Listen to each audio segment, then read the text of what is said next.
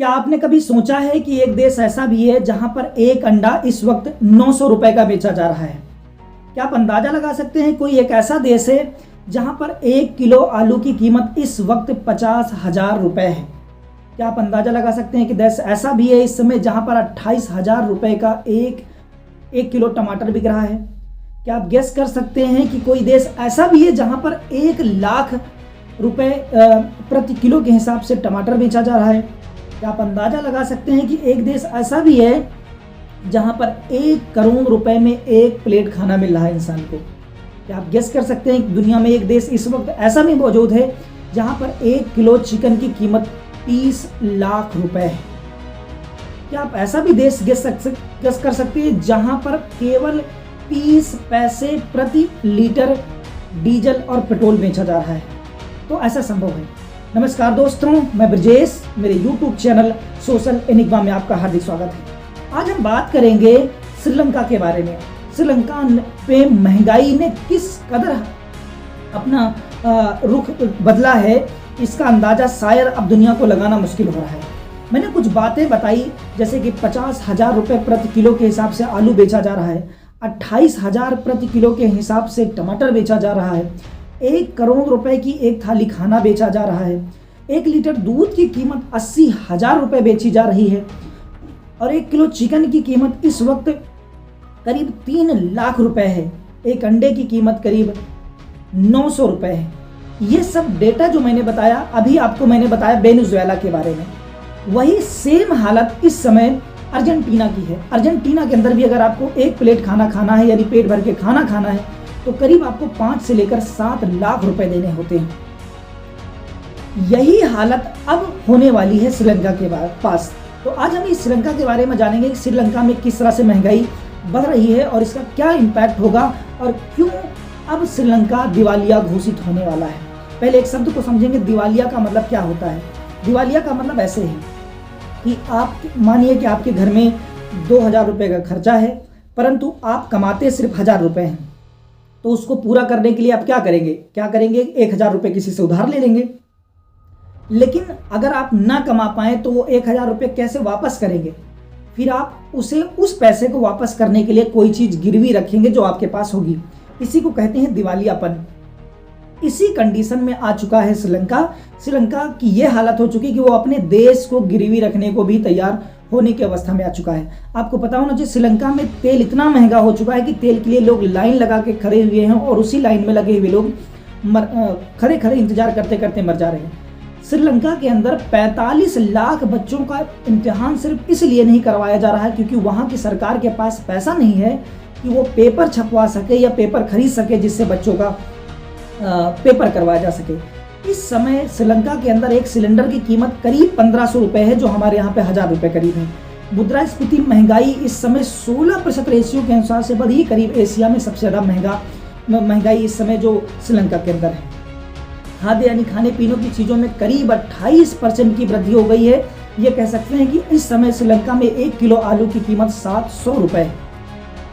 इतना ज़्यादा महंगाई हो गई है, इसका कारण हम समझेंगे, कारण क्या है और इतिहास क्या है। याद रखें, पहले हम इतिहास में चलेंगे, इतिहास में जानेंगे कि श्रीलंका इस हालत तक कैसे पहुंचा। यह मैप देखिए, मैप में जब देखेंगे तो आप देखेंगे मैप के उत्तरी हिस्से में जो रेड एरिया दिखाया गया है, इस एरिया में 1948 के पहले तक तमिल हिंदू रहा करते थे और जो बड़ा एरिया है, नीचे का एरिया, दक्षिण का एरिया है, इस एरिया में तमिल लोग रहा करते थे जो बौद्ध धर्म को माना करते थे। जो श्रीलंका है, श्रीलंका के ऊपरी हिस्से में 15% हिंदू रहा करते थे। निचली जो आबादी है, यहाँ पर 85% करीब बौद्ध धर्म के लोग रहा करते थे। जब 1948 तक श्रीलंका गुलाम रहा, जब तक श्रीलंका गुलाम रहा, अंग्रेजों ने इसको गुलाम बना के रखा था। अंग्रेजों ने जितने भी बड़े बड़े पोस्ट थी, बड़े बड़े पद थे, वो सभी तमिल हिंदुओं को दे रखा था। लेकिन 1948 में जब श्रीलंका आज़ाद हुआ तो आज़ादी के बाद वहाँ पर पार्लियामेंट्री सिस्टम लाया गया, जिसके तहत क्या किया गया कि चुनाव होंगे और चुनाव में जो जीतेगा वही प्रधानमंत्री बनेगा। इससे नुकसान यह हुआ कि जो तमिल हिंदू थे उनकी 15% आबादी थी और वहीं पे बौद्धों की आबादी ज़्यादा थी। इसलिए बौद्ध चुनाव जीते और चुनाव जीतते ही बौद्धों ने क्या किया कि तमिल हिंदुओं के अधिकारों को रद्द कर दिया। रद्द करने का मतलब उनकी भाषा को चेंज कर दिया, तमिल भाषा पर बैन लगा दिया 1956 में, और उसके बाद वहां पर सिंगली भाषा को मैंडेटरी कर दिया, अनिवार्य कर दिया। और स्कूलों में, नौकरियों में, हर जगह सबसे ज़्यादा पद दिए जा रहे थे बौद्धों को, यानी बौद्धों को पूरी तरह से कह सकते हैं कि बौद्धों ने वहाँ के तमिल लोगों के पूरे अधिकारों का हनन किया और बौद्धों ने पूरे देश पर अपनी सत्ता को स्थापित कर लिया। इसको लेकर वहाँ पर बौद्धों और तमिलों के बीच काफ़ी लड़ाइयाँ चली और ये लड़ाई बढ़ती रही।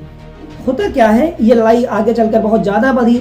फिर तमिल जो ब्राह्मण थे या तमिल हिंदू थे, उन्होंने बौद्धों के खिलाफ हथियार उठाए और 1972 में एक संगठन बना जिसका नाम रखा गया LTTE, यानी ये पूरी की पूरी लड़ाई एक धर्म की रही, यानी हिंदू धर्म बनाम बौद्ध धर्म की लड़ाई रही। LTTE जब देश बना तो इसने कहा कि जो तमिल ब्राह्मण या तमिल हिंदू हैं इनके लिए एक अलग देश का निर्माण किया जाए, और इसको लेकर इसने बहुत सारे अभियान चलाए, बहुत सारे लोगों को, इस लिट्टे संगठन ने लोगों को मारा। LTTE का मतलब होता है liberation of Tamil, liberation tiger of Tamil. मतलब ये लोग तमिल ब्राह्मणों या हिंदुओं के लिए अलग देश बनाने की मांग कर रहे थे। ये पूरी तरह से लोगों को फौज की ट्रेनिंग दिया करते थे। कहा जाता है दुनिया में जो सबसे ज़्यादा सुसाइड करने की क्षमता जिस संगठन में है वो LTTE में है, यानी LTTE के लोग हमेशा एक साइनाइड की गोली रखते थे जिसके साथ ही तुरंत सुसाइड कर लिया करते थे। यहाँ तक कि ये संगठन श्रीलंका में इतना हावी हो गया कि 1990 में इसने अपनी सरकार बना ली, अपना बैंक खोल लिया, नेवी बना ली, आर्मी बना ली। इस तरह से ये बहुत तेजी के साथ आगे बढ़ रहा था। अब श्रीलंका की सरकार को इस संगठन से दिक्कत हो रही, तो श्रीलंका की सरकार ने भारत की सरकार, यानी उस समय जो 1988-89 में भारत के प्रधानमंत्री रहे राजीव गांधी से मदद मांगी। तो राजीव गांधी ने ऑपरेशन पवन के जरिए श्रीलंका में भारत की सेना को उतार दिया। भारत की सेना को उतारने से जो LTTE संगठन था उसने राजीव गांधी को अपना दुश्मन मानना चालू कर दिया, और 1991 में इसी LTTE यानी लिट्टे संगठन ने राजीव गांधी की हत्या कर दी और पूरे के पूरे करीब कह सकते हैं बहुत सारी आतंकवादी गतिविधियों में संलिप्त रहे और बौद्धों को बहुत तरह से मारा। इस बात से गुस्सा होकर बौद्धों ने जो तमिल हिंदू थे, जिनके बच्चे थे, बीबी थे, उनके गांवों को जला दिया। हजारों लोगों को इन बौद्धों ने मार डाला। यानी ये लड़ाई धर्म के रूप में बहुत तेजी के साथ बढ़ती रही और एक दूसरे में आपस में लड़ते रहे। इस लड़ाई से ये देश कमजोर हो गया और कमजोर होते होते यहाँ पर चुनाव होने भी धीरे धीरे बंद हो रहे थे। लेकिन 2004 में अमेरिका ने दोनों संगठन यानी बुद्धों और हिंदुओं, वहाँ के हिंदुओं के बीच एक समझौता करवा दिया गया और समझौते के बाद यह कहा गया कि राज्य सरकार को ज़्यादा पावर दे दी जाए, केंद्र सरकार को कम दे दिया गया। इससे होता क्या कि राज्य सरकार में जिस एरिया में हिंदू ज़्यादा थे वहाँ उनको पावर भी ज़्यादा मिल सकती थी। इसलिए 2004 के बाद यहाँ पे पार्लियामेंट्री सिस्टम लाया गया और राज्य सरकार को ज़्यादा अधिकार दिए गए। इससे धीरे धीरे दोनों में लड़ाई तो खत्म हो गई। लेकिन 2018 में यही लड़ाई बुद्धों और मुसलमानों के बीच हुई। बौद्धों और मुसलमानों के बीच एक लड़ाई हुई। इसमें बौद्धों ने ये इल्ज़ाम लगाया मुसलमानों के पर कि इनकी जनसंख्या बहुत तेज़ी के साथ बढ़ रही है, यानी कि 10 सालों में इनकी जनसंख्या 22% बढ़ गई, जिससे बौद्धों को ये दिक्कत होने लगी कि अगर इनकी जनसंख्या इसी तरह से बढ़ती रही तो फिर इनका एक दिन कब्जा हो जाएगा श्रीलंका पर। इसको लेकर भी 2018 में इमरजेंसी लगाई, कई लोग मारे गए।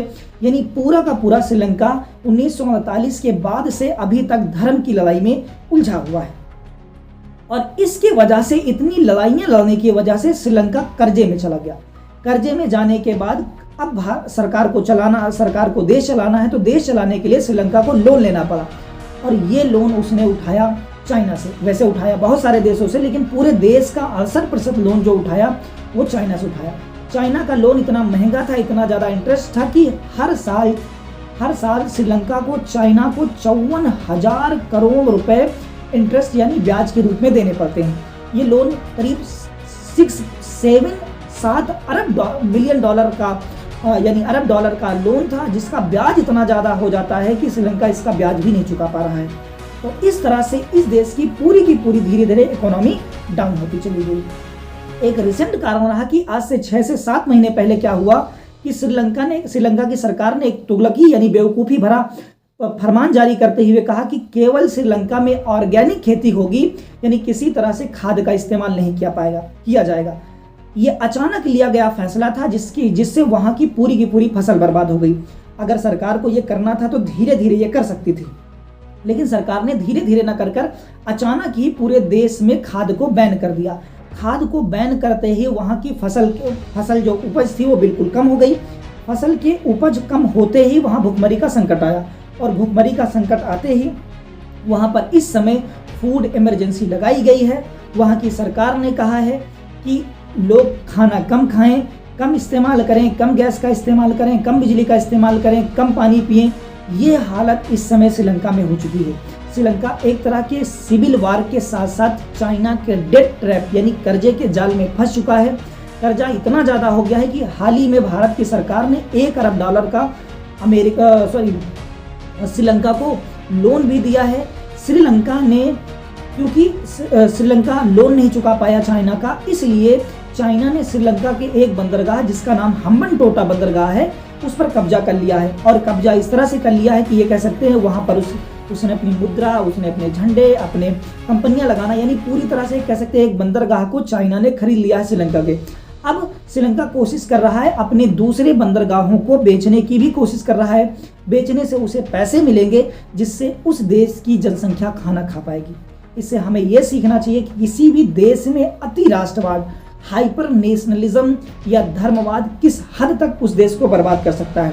इस धर्म की लड़ाई ने आज श्रीलंका को भूखमरी के कगार पर खड़ा कर दिया है। हजारों लोग रोज भूख से तड़प रहे हैं, कोई भी देश मदद देने को तैयार नहीं है। इस हालत में है कि चाइना अब पूरी तरह से श्रीलंका को कब्जा करने की तैयारी कर रहा है। भारत कोशिश कर रहा है कि वो श्रीलंका को बचा पाए, लेकिन ऐसा संभव होना बहुत मुश्किल है। इतने बड़े देश को संभाल पाना ये शायद बड़ा मुश्किल होगा। वैसे भारत से श्रीलंका को काफ़ी उम्मीदें हैं, परंतु भारत के सिवा अभी तक और किसी भी देश ने श्रीलंका की मदद नहीं की। और इस तरह से श्रीलंका में महंगाई बढ़ चुकी है, लोग भूखे मर रहे हैं। तो इससे हमें यही सीख मिलती है कि किसी भी देश के लिए हाइपर नेशनलिज्म या धर्मवाद का सिद्धांत बहुत ही बुरा साबित हो सकता है। उम्मीद है आपको जानकारी अच्छी लगी होगी।